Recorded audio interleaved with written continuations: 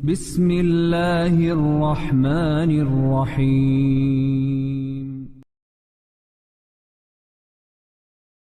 Bismillahirrahmanirrahim. Assalamualaikum warahmatullahi wabarakatuh. Waalaikumsalam warahmatullahi wabarakatuh. Alhamdulillah.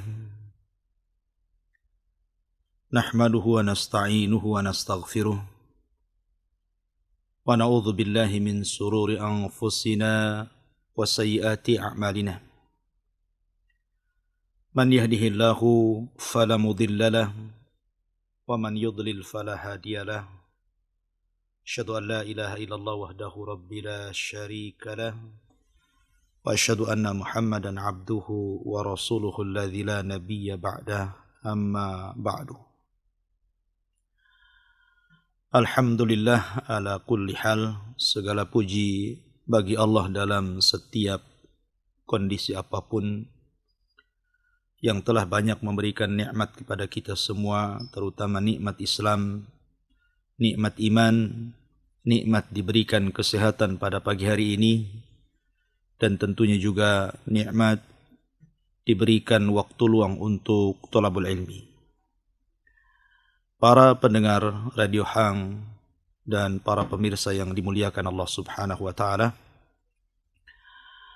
pembahasan pada pagi hari ini kita akan membahas sebuah tema tentang 6 perkara apabila terkumpul kepada seseorang wajabat lahun nar, maka dipastikan dia masuk neraka. Dan kebalikan daripada 6 perkara ini, apabila terkumpul pada seseorang, maka wajabat lahul jannah, pasti orang itu dimasukkan ke dalam surga. 6 perkara ini tertuang dalam sebuah surat yang sangat pendek dalam Al-Quranul Karim. Saya kira semua orang hafal. Surat itu disebut dalam Al-Quran dengan Suratul Ma'un. Para pendengar dan pemirsa Radio Hang yang dimuliakan Allah Subhanahu wa taala, Allah Subhanahu wa taala berfirman dalam Suratul Ma'un, A'udzu billahi minasyaitonir rajim. Bismillahirrahmanirrahim. Ara'aita alladhi yukadzibu biddin. Fadzalika alladhi yadu'ul yatim. Wa la yakhuddu 'ala ta'amil miskin. Fawailun lil musallin alladzina hum an salatihim sahun alladzina hum yura'una wa yamna'unal ma'un. Di sini Allah Subhanahu wa taala menyebutkan 6 dosa. Pertama, yukadzibu biddin, mendustakan agama. Yang kedua, yadu'ul yatim, menghardik anak yatim. Yang ketiga, wala yakhuddu ala ta'amil miskin, tidak pernah menganjurkan untuk memberi makan fakir miskin. Yang keempat, orang-orang yang dalam salat mereka sahun, lalai. Yang kelima, alladzina yura'un, orang-orang yang dalam ibadah mereka senantiasa riya. Dan yang terakhir, wa yamna'unal ma'un, mereka bakhil terhadap tetangga mereka, tidak mau memberi apa yang dimintanya.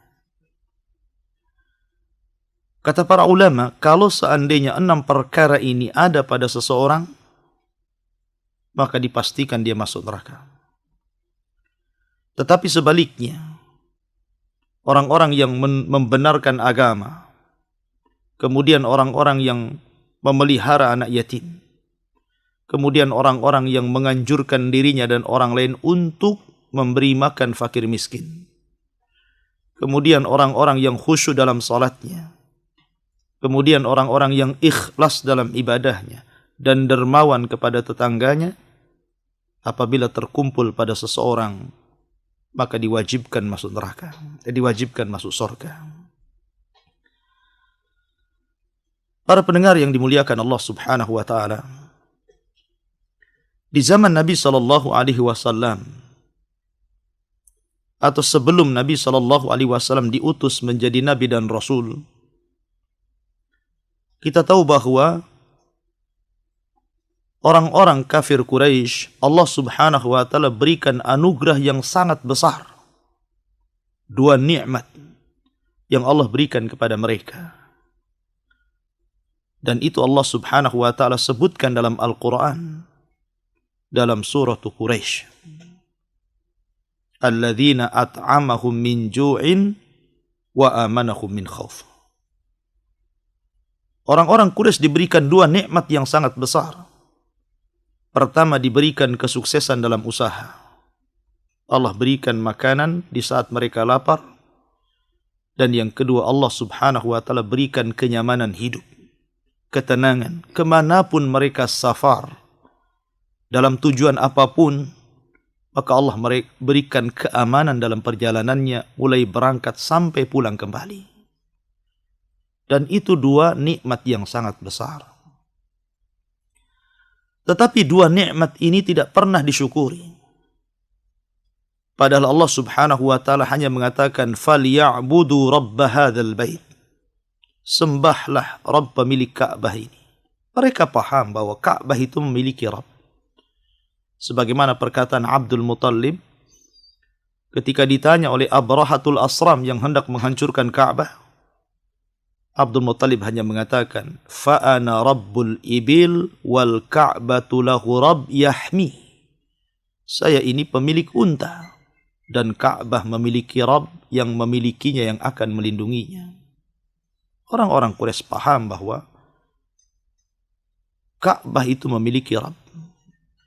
Makanya Allah Subhanahu wa taala katakan, sembahlah Rabb pemilik Ka'bah. Ketika Allah Subhanahu wa taala mengutus seorang utusan dari kalangan mereka, laqad ja'akum rasulun min anfusikum azizun 'alaihi ma 'anittum harisun 'alaikum bil mu'minina raufur rahim.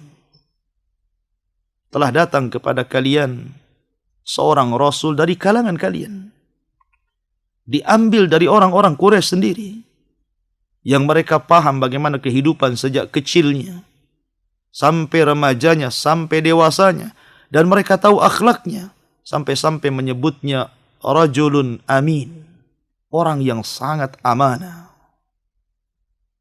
Bahkan dikatakan sadiqul amin, bukan hanya amanah, tetapi selalu benar dan jujur ucapannya.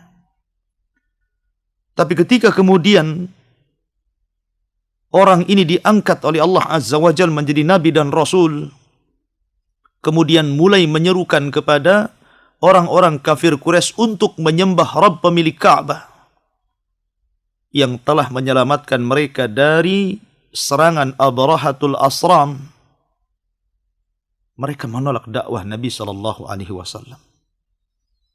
Dan tidaklah mereka menolak dakwah kecuali karena kerasnya hati mereka. Karena bagi mereka kemuliaan itu ada pada harta. Bagi mereka kemuliaan itu ada pada pangkat jabatan dan kedudukan. Bagi mereka kemuliaan itu popularitas. Bahkan bagi mereka kehinaan itu adalah orang-orang fakir dan miskin. Kehinaan itu adalah orang-orang yatim. Kehinaan itu adalah orang-orang yang tidak memiliki pangkat jabatan dan kedudukan. Dari sinilah kekerasan hati mereka muncul. Kalaulah mereka memiliki kelembutan hati kepada orang-orang miskin, kepada anak-anak yatim, kepada orang-orang lemah, tentu mereka akan membenarkan Nabi SAW. Tapi mereka tidak memiliki sedikit pun dalam hati mereka kelembutan kasih sayang, sehingga mereka menolak dakwah Nabi SAW dan mendustakan agama. Para pendengar dan pemirsa Radio Hang yang dimuliakan Allah Subhanahu wa taala, Nabi SAW terlahir yatim. Bahkan ketika Nabi masih dalam perut ibundanya Aminah pun, ayahanda Abdullah, ayahanda Nabi SAW meninggal dunia. Sehingga ketika Nabi SAW terlahir, Nabi tidak pernah melihat wajah bapaknya seperti apa. Setelah 3 hari dalam pangkuan Aminah, dalam susuan Aminah, dan juga Suswan Thuwaibah maula Abi Lahab. Berpindahlah Nabi SAW kepada pangkuan dan susuan Halimah Sa'diyah. Tapi hanya beberapa tahun setelah melihat ada kejadian yang aneh pembelahan dada Nabi SAW, ketakutanlah Halimah dikembalikan kepada Aminah ibundanya, dan selang beberapa tahun ibundanya pun meninggal dunia. Maka Nabi beralih asuhan kepada kakeknya Abdul Muttalib. Tapi selang beberapa tahun Abdul Muttalib meninggal dunia. Akhirnya Rasulullah SAW kecil pun beralih pangkuan kepada pamannya Abu Talib yang miskin, yang memiliki banyak anak. Tetapi walaupun demikian, tentu yatimnya Nabi SAW berbeda dengan yatim-yatim yang lainnya. Allah mengatakan, wa wajadaka yatiman fa'awa. Dan Allah mendapatimu ya Muhammad yatim, kemudian Allah melindunginya. Kenapa Allah lindungi? Karena Allah hendak mengkadar dia akan menjadi seorang Nabi dan Rasul. Lah karena Nabi SAW pernah hidup dalam posisi yatim. Dari tangan ke tangan. Hidup dalam kesusahan. Sehingga ketika dia menjadi orang yang sukses. Menjadi Nabi dan Rasul. Maka dia menjadi orang yang sangat penyayang kepada anak-anak yatim. Sampai-sampai Nabi SAW mengatakan khairul buyut dalam hadis yang sahih, sebaik-baik rumah adalah rumah yang dihuni anak yatim di situ. Maka Nabi SAW bersabda, ana wa kafilul yatim kahataini fil jannah. Saya dan para pengkafil anak yatim seperti ini, mengisyaratkan dua telunjuknya, kemudian mendekatkannya. Seperti ini dia dengan diriku di surga. Karena memang agama yang dibawa Nabi SAW agama rahmah, yang hanya diterima oleh hati-hati yang lembut, bukan oleh hati-hati yang keras. Sebab orang kalau memiliki kelembutan hati mudah dapat hidayah. Tapi orang kalau keras hatinya susah dapat hidayah. Lihat perbedaan Yahudi dan Nasrani. Di zaman Nabi SAW banyak berbondong-bondong orang Nasrani masuk ke dalam Islam. Tetapi sedikit sekali orang-orang Yahudi yang kurang dari 10 orang sampai wafatnya Rasul tidak ada masuk Islam kecuali hanya sedikit. Karena apa? Kerasnya hati orang-orang Yahudi dan lembutnya hati orang-orang Nasrani. Di sini Allah Subhanahu wa taala menjelaskan, ara'aita alladhi yukadzibu bid-din. Tidakkah kau lihat wahai Muhammad orang yang mendustakan agama? Allah Subhanahu wa taala menyebut dengan kata tunggal, alladhi. Padahal para pendusta agama itu bukan satu, tapi banyak, di mana-mana banyak bermunculan para pendusta agama. Harusnya Allah Subhanahu wa taala berfirman, ara'aital ladzina yukadzibu bid-din. Tapi Allah Subhanahu wa taala tidak menggunakan kata banyak, kata jamak. Allah menggunakan kalimat tunggal.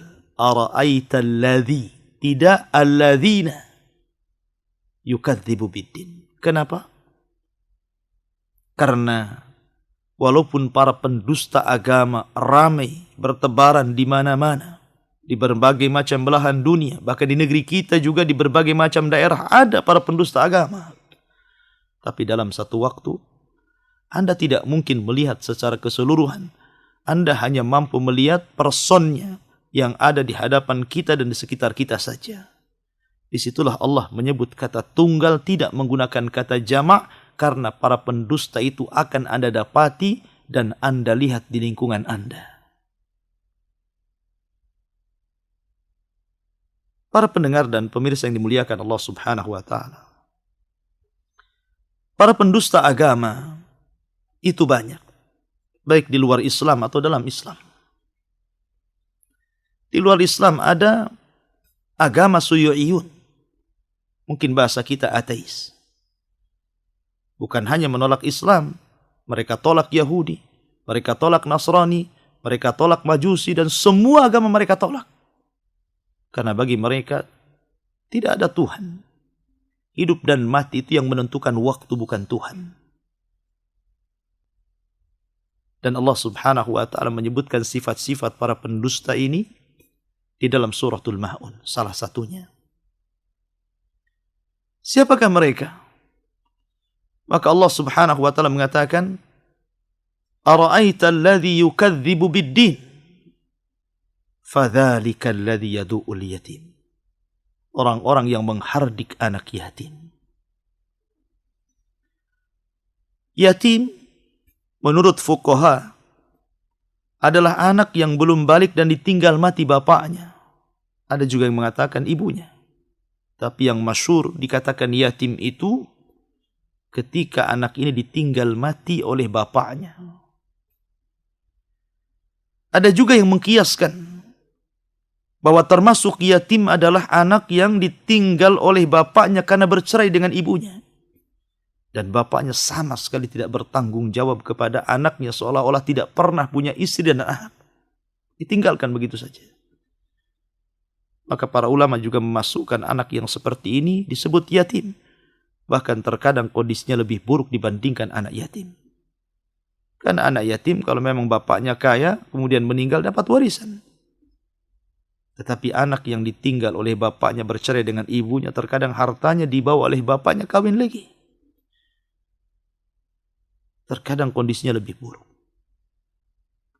Harusnya ketika kita dihadapkan dengan anak yatim, bukan dihardik, bukan didorong, bukan dikasari. Tapi hendaklah kita mengelus rambutnya, karena Rasul mengatakan setiap kita mengusap kepala anak yatim, maka satu helai rambut anak yatim adalah satu kebaikan. Dan faedahnya bisa melembutkan hati. Anda yang keras hatinya, dekati anak yatim. Cium keningnya, elus rambutnya, peluk badannya. Karena dengan itulah kekerasan hati kita bisa lembut. Dan ketika hati kita lembut, mudah menerima hidayah Allah Subhanahu wa ta'ala. Nabi SAW adalah abul yatama, bapak bagi anak-anak yatim. Ya, karena Nabi SAW dahulu yatim, terlahir yatim. Sehingga dia bisa merasakan bagaimana menjadi anak yatim. Makanya ketika dia dewasa, kemudian diangkat menjadi Nabi dan Rasul, maka dia satu-satunya orang yang mencontohkan bagaimana memberi perhatian khusus dan kasih sayang kepada anak-anak yatim. Maka Nabi SAW abul yatama, bapaknya anak-anak yatim. Wajar kalau Nabi SAW menempatkan khusus di sorga bagi para pengkafil yatim. Dahulu di zaman Nabi SAW, karena ayat ini menjadi khilaf para ulama tentang asbab nuzulnya. Ada yang mengatakan turun kepada Abu Jahal. Ada yang mengatakan turun kepada Mughirah. Dan para pembesar Quraisy yang lainnya. Tapi ada juga dikatakan turun kepada Abu Sufyan Ibn Harb sebelum keislamannya. Dikisahkan Abu Sufyan ini orang yang paling kaya. Bukan hanya kaya dermawan. Tapi dermawannya bukan kepada anak-anak yatim. Bukan kepada orang-orang miskin. Dermawannya kepada para pembesar-pembesar Quraisy saja. Hampir setiap minggu dia menyembelih seekor unta. Karena kayanya. Saya kira di zaman sekarang gak ada orang kaya setiap minggu menyembelih sapi. Tapi karena kayanya Abu Sufyan, hampir setiap minggu dia sembelih unta. Dia sembelih unta ini bukan dibagi-bagikan kepada para fuqara wal masakin. Kepada anak-anak yatim, tidak. Tapi dia sembelih unta itu hanya untuk hura-hura. Makan bersama kawan-kawannya. Makan bersama para pembesar Quraisy. Bahkan sama sekali tidak pernah melirik kepada orang-orang lemah di sekitarnya. Sampai suatu waktu, ketika Abu Sufyan menyembelih seekor unta, sudah dikuliti, dicincang-cincang, datang anak yatim, telanjang. mengharap bahwa Abu Sufyan itu memberikan sepotong atau 2 potong daging unta tersebut. Tapi sekali lagi, kesyirikan telah membutakan hati Abu Sufyan. Kekufuran telah mengeraskan hatinya. Sehingga ketika datang anak yatim hendak meminta sepotong atau 2 potong daging unta, diambilnya tongkat dan didorongnya sampai jatuh. Akhirnya anak ini pun menangis dan lari. Padahal Allah Subhanahu wa taala berfirman, "Ara'aita alladhi yukadzibu bid-din, fadzalika alladhi yadu'ul yatim." Anak yatim bukan dihardik, tapi anak yatim dilembutkan. Bagaimana cara mengkafil anak yatim? Ada yang mengatakan bahwa mengkafil anak yatim itu Anda menjadi bapa dan orang tua si yatim tersebut. Mungkin Anda mengambil bayi dari tempat-tempat yang terkena bencana alam, yang mungkin kedua orang tuanya meninggal, Anda ambil, kemudian Anda rawat, Anda kasih makan, kasih minum, kasih tempat, kasih pendidikan, kasih sekolahan, kasih kesehatan, sampai dia balik. Atau kalau memang orang tuanya tidak mau, mungkin ibunya tidak kasih anaknya, Anda datang kepada dia, "Bu, biar saya kafil anak yatim ibu sampai balik. Bulanannya saya tanggung. Berapa susunya, berapa minumnya, berapa makannya. Nanti kalau sudah besar berapa biaya sekolahnya, kalau sakit berapa biaya kesehatannya. Sampai dia balik." Maka Anda telah mengkafil anak yatim. Atau mungkin Anda menikahi seorang janda yang memiliki anak yatim. Dan Anda menjadi bapaknya. Tapi tujuan pernikahannya karena betul-betul ingin merawat anak yatim dan kasihan dengan ekonominya. Sebagaimana Nabi SAW pernah menikahi Ummu Salamah. Karena Ummu Salamah itu banyak anak-anaknya. Masih kecil-kecil ketika ditinggal oleh Abu Salamah. Ini yang pertama. Para pendusta agama adalah orang yang menghardik anak yatim. Yang kedua, wala yahuddu ala ta'amil miskin. Dia tidak menganjurkan kepada dirinya dan kepada orang lain. Yahuddu artinya yahuddu li nafsihi wa li ghairihi. Menganjurkan kepada dirinya dan orang lain untuk memberi bantuan kepada fakir miskin. Begini, terkadang Allah Subhanahu wa ta'ala takdirkan kita ini miskin. Dan itu ketentuan Allah Azza wa Jalla. Tetapi kemiskinan kita tidak sendiri. Terkadang ada di lingkungan kita itu keluarga yang jauh lebih miskin daripada kita. Kalau seandainya kehidupan kita miskin, tapi ada orang yang lebih miskin daripada kita, kemudian kita ingin membantunya, tapi karena kita tidak bisa, karena kemiskinan kita membantu orang miskin, maka Anda bisa mencari orang lain. Mungkin kerabat, mungkin keluarga yang mampu, mungkin kawan-kawan yang mampu. Katakan kepada mereka, "Ibu, bapak, tetangga saya ada yang miskin. Dan dia jauh lebih miskin dibandingkan saya. Sebenarnya saya ingin membantu dia. Tapi karena kemiskinan saya tidak bisa membantunya. Kalau memang ada keluangan rezeki, ada kelebihan rezeki, bantulah tetangga saya."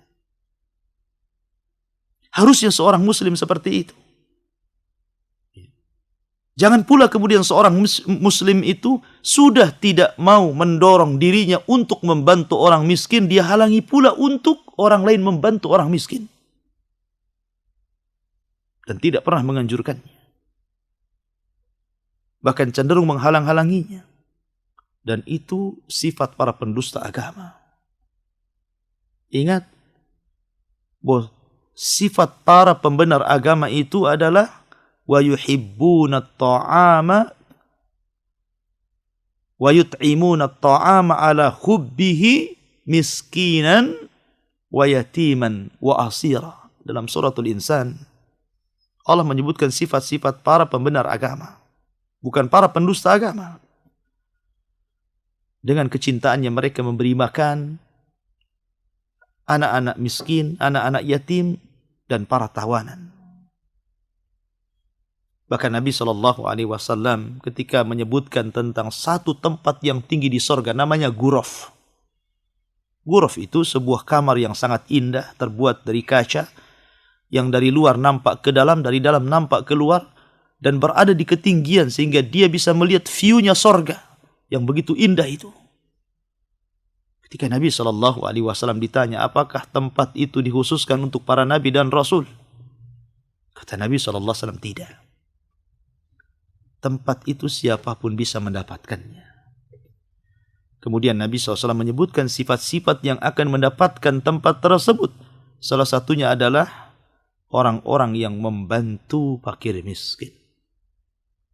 Setelah Allah, Rasul SAW menyebutkan orang-orang yang baik bacaannya, orang-orang yang baik ucapannya, orang-orang yang senantiasa sholat malam di saat manusia tidur.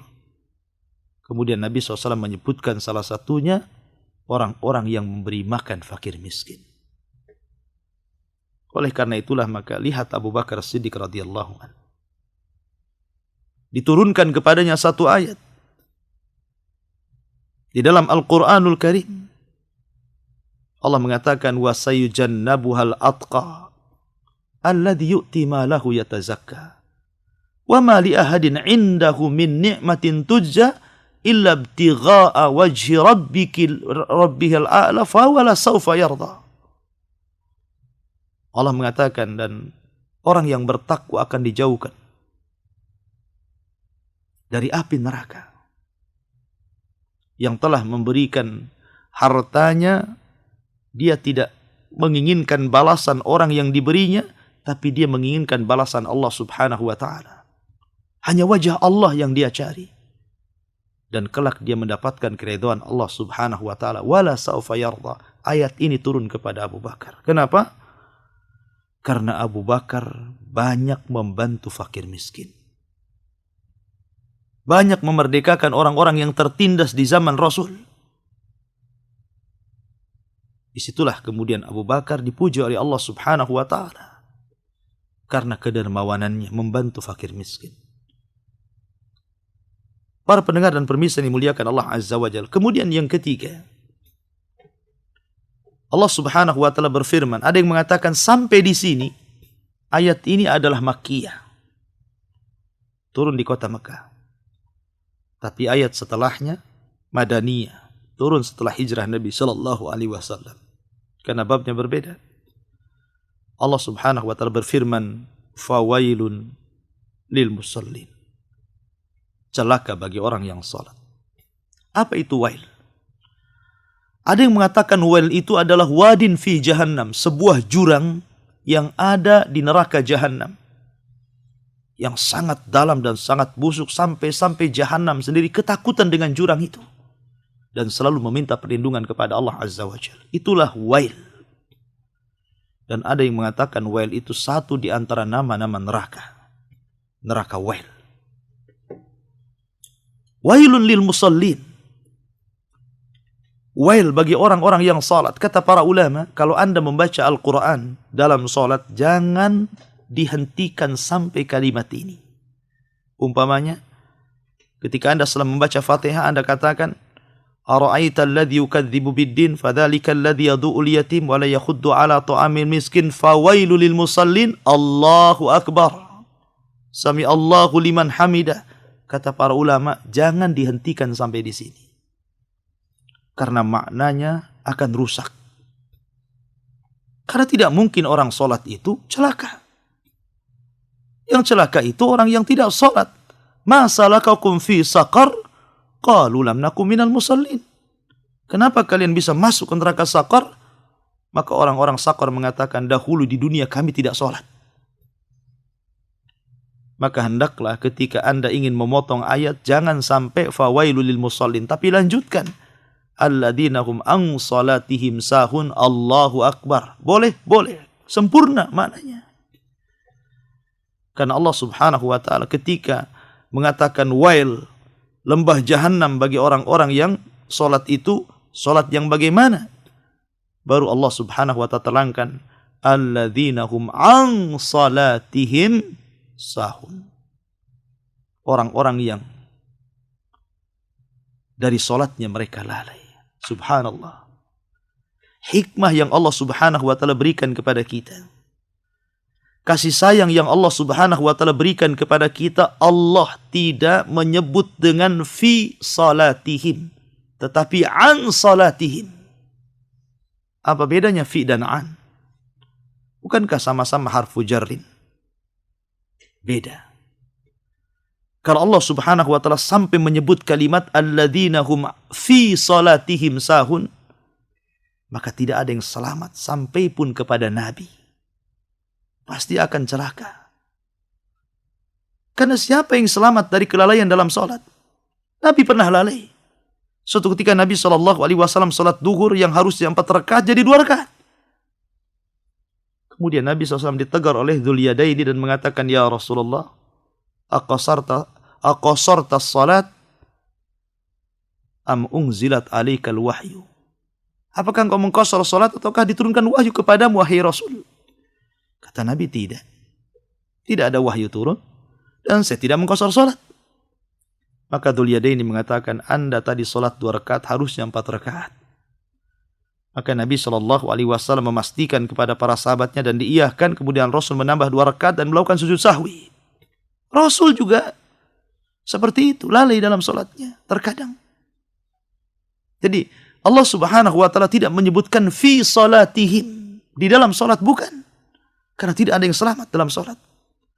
Pasti ada kelalaian. Pasti orang itu tidak khusus 100%. Pasti akan ada khalal. Ada kelalaian-kelalaian baik sedikit ataupun banyak. Tetapi Allah subhanahu wa ta'ala tidak menyebut fi salatihim, tetapi an salatihim. Orang-orang yang dari solatnya, bukan dalam solatnya, mereka lalai. Sehingga para ulama tafsir banyak yang memberikan catatan maksudnya an salatihim. Mereka adalah orang-orang yang suka mengakhir-akhirkan waktu. Padahal Nabi SAW pernah bersabda tentang sebaik-baik amalan setelah berbuat baik pada orang tua, kata Nabi SAW, salat tepat waktu. Dan pada hari ini orang-orang yang melalaikan salat banyak sekali. Orang-orang yang melalaikan salat banyak sekali. Bahkan orang yang meninggalkan salat saja banyak sekali. Dan Anda bisa membuat perbandingan, orang yang salat di masjid dengan yang tidak di masjid, banyak mana? Orang yang salat di masjid yang khusyuk dengan yang tidak khusyuk, banyak mana? Itu yang masih sholat. Di luar banyak orang yang tidak sholat. Kalau orang yang sholat saja dari sholatnya lalai, Allah ancam dengan wail. Bagaimana Anda yang tidak sholat? Maka Allah katakan, ma salakakum fi saqar. Kenapa kalian bisa masuk ke neraka saqar? Qalu lam naku minal musallin. Ada juga yang mengatakan sahun. Mereka tidak peduli dengan sholatnya. Yang jelas sholat. Tidak peduli dengan takbiratul ikhram, tidak peduli dengan bacaannya, tidak peduli dengan rukuknya, sujudnya, tasyahudnya, bacaannya, khusyuknya, enggak khusyuknya. Yang penting sholat. Bagi dia sholat itu beban. Jadi kalau sudah melaksanakan kayaknya plong, sudah habis bayar hutang. Harusnya sholat dijadikan sebuah kebutuhan. Karena orang yang intidharus sholah ba'das sholah, orang yang rindu kapan sholat setelah melaksanakan sholat, itulah fadzalikumur ribat, kata Rasul. Orang yang beruntung. Dan dicatat dalam penungguan solatnya seperti dan seolah-olah dia sedang solat. Kemudian Allah subhanahu wa ta'ala menyebutkan yang keempat.